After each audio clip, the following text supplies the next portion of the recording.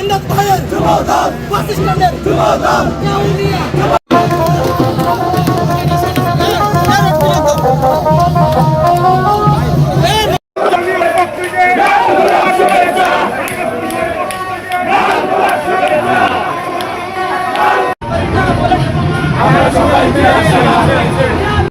একটা ষড়যন্ত্র চলছে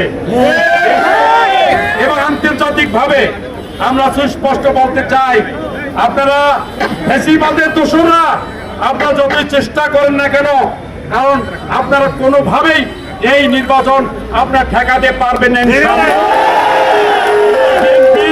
অঙ্গীকার করতেছি, ওয়াদা করতেছি, আপনারা যতই ষড়যন্ত্র করেন আমরা তা প্রতিহত করে আগামী ফেব্রুয়ারি মাসে নির্বাচন অনুষ্ঠিত হবে ইনশাআল্লাহ।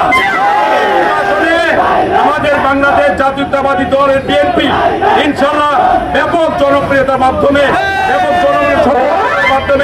দল ক্ষমতায় আসবে। দল ক্ষমতা আসলে আমাদের পার্টির ভারপ্রাপ্ত চেয়ারম্যান জনাব তারেক রহমান সুস্পষ্ট বক্তব্য দিয়েছেন।